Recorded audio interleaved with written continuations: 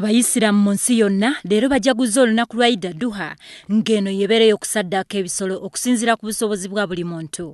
Mu bubaka bwa Eid eno eri abakkiriza, abakulembeze b'obusiraamu bonna basinze kusimba essira, kukuuma emirembe ko n'okukubiriza abantu bonna okubeera abatebenkevu.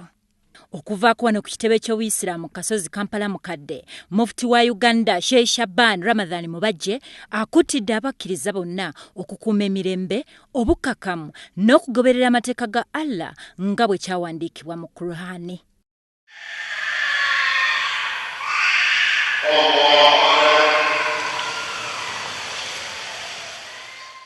Mufti Mubajje asoose kwebaza abakkiriza bonna okujja mu bungi bwe batyo ko n'okwebaza omutonzi okubasobozesa okuŋŋaana wamu mu mirembe.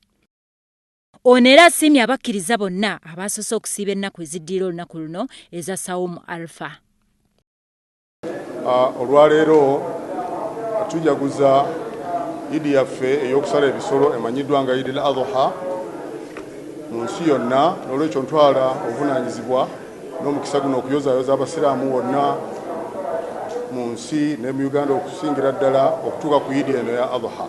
Mubajje wanera wasinzidde okujjukiza abakkiriza bonna okusala ebisolo ebyo byokka ebitalina kamogo konna nga bwe kiragirwa mu byawandiikibwa.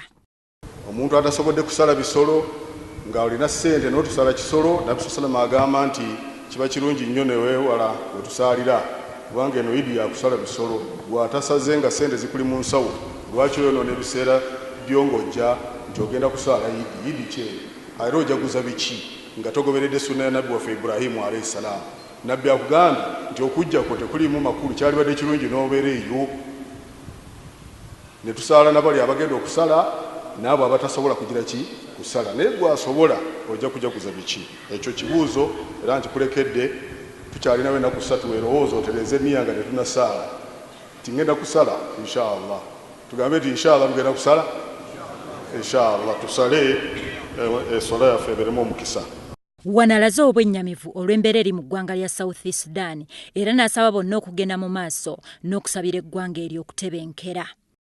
Kubiriza ensi okubeera nti abakulembeze baba abantu abanoonya emirembe. Bannange, entalo zimazeewo abantu baffe mu nsi nga Iraq, Yemeni, Afghanistan, Syria, gundi Libya, South Sudan. Mulaba wano kumuliraana abantu bafa. N'olwekyo ffe tusaba Allah subhanahu wa ta'ala abeerenga abantu abo abawa naddala abakulembeza omutima omusaasizi bateese buteesa. Bannange, eryanyi terina gye litwala wabula okuteesa wa amruhum shura bainahum. Wano Sheikh Mubajje era alangiridde nti Munnayuganda omu eyagenda okulamaga e Mecca afiiridde mu kibuga eky'ekitukuvu. Haji Umar Lusegujja yafudde ekirwadde kya presa ekyamulumbye ng'ali e Mecca. Abasiraamu bonna mu nsi ne mu Uganda okusingira ddala okutuuka ku Idi eno ya Adha, njozaayoza bahaji abali e Makka abamaze kaakati okukuba ekiwajja ekikulu era kati abagenda okukola tawaafu lifaada nga olwo banaamaliriza emikolo gyabwe egya Idi egya hijja.